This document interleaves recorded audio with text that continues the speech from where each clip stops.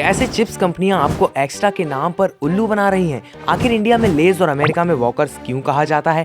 अब आपके दिमाग में भी आता होगा कि शैम्पू पाउच में ज्यादा होती है या फिर बॉटल में। अगर इनके आंसर्स जानने हैं तो एंड तक जरूर देखना।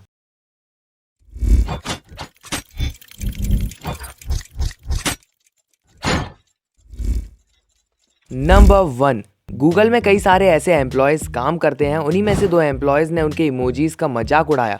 जब उन एम्प्लॉयज को सुंदर पिचाई के सामने ले जाया गया तो पहले तो बताने में डर रहे थे, पर जैसे ही सुंदर पिचाई ने थोड़ा फोर्स किया तो उन एम्प्लॉयज ने बताया कि जो बर्गर का इमोजी है उसमें पहले बन लगाया, बन के बाद चीज लगाया, चीज के ऊपर पैटी, उसके ऊपर लेटिस, फिर बन।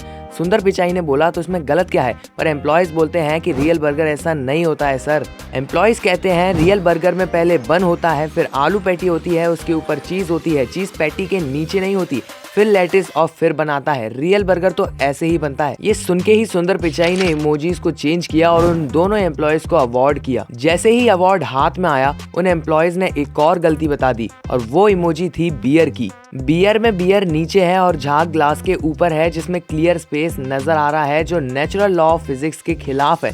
सुंदर पिचाई ने फिर उस इमोजी को भी ठीक कराया। नंबर 2, क्या आप भी पैराशूट को हेयर ऑयल समझते हैं, जो कि है ही नहीं। अगर बॉटल के पीछे देखोगे तो ये साफ साफ लिखा है कि ये वेजिटेबल ऑयल है। फिर इसे हेयर्स में लगाते क्यों हैं? वहीं किसी भी एडवर्टीजमेंट में कंपनी ये नहीं कहती कि पैराशूट एक हेयर ऑयल है। दरअसल इसके पीछे भी एक जीएसटी का राज है। बात करें हेयर ऑयल की तो उसमें कंपनी को 18% जीएसटी देना पड़ता है, पर वेजिटेबल ऑयल पर कंपनी को सिर्फ 5% जीएसटी देना पड़ता है। अब सबसे ज्यादा दिक्कत कंपनी को तब हुई जब मार्केट में काफी सारे कॉम्पिटिटर्स आ गए। साला ये दुख का खत्म नहीं होता बे।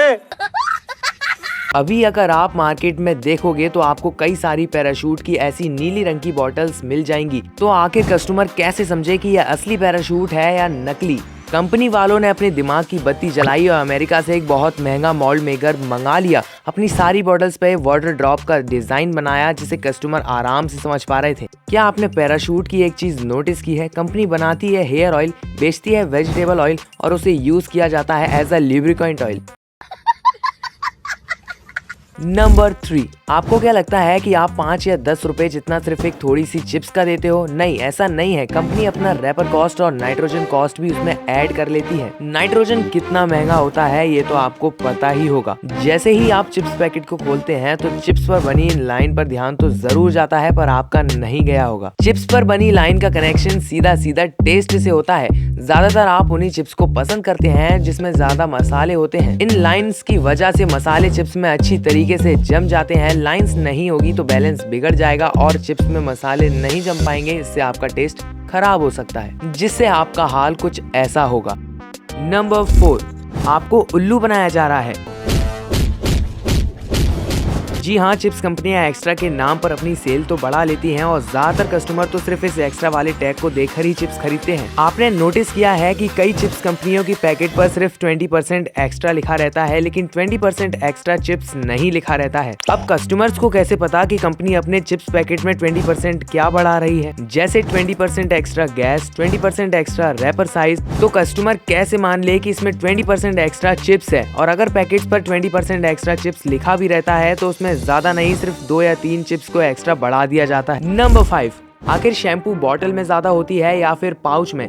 देखो, दरअसल पाउच में 650 ml शैम्पू का प्राइस 100 रुपये होगा और बॉटल में उसी शैम्पू का प्राइस 350 to 400 रुपए होगा। अगर आप बॉटल खरीदते हैं तो आप लगभग 1 महीने तक कोई भी दूसरी शैम्पू नहीं खरीदेंगे और आपके मन से उस शैम्पू का नाम भी निकल जाएगा। वहीं अगर आप एक पाउच खरीदते हैं तो वो सिर्फ एक बार यूज होती है और आप उसे बार बार खरीदेंगे। इससे कंपनी को ये फायदा मिलता है कि ज्यादा से ज्यादा कस्टमर उनके यूज टू हो जाते हैं। नंबर 6, आप जिस चिप्स को इतना खाते हैं यानी लेज, वो आपको ऑस्ट्रेलिया में नहीं मिलेगा। अब ऐसा क्यों? लेज तो हर जगह मिलती है। दरअसल लेज ऑस्ट्रेलिया में अलग नाम और इसी सेम टेस्ट और सेम चिप्स को ऑस्ट्रेलिया में स्मिथ्स कहा जाता है एंड यूके में वर्कर्स कहा जाता है। पर कंपनियां ऐसा क्यों करती हैं? इतनी मेहनत करके कंपनियां अपनी नेम वैल्यू बनाती हैं, साथ ही में इनकी ब्रांड वैल्यू पर क्या असर पड़ता है? दरअसल मेन कंपनी और रीजनल कंपनी की पार्टनरशिप की वजह से। अगर रीजनल कंपनी मान जाती है तब तो ठीक है, अगर नहीं तो दोनों कंपनी की परमिशन से एक नया नाम रखा जाता है। पर लेस का तो हर जगह एक ही हाल होता है, चिप्स कम हवा ज्यादा।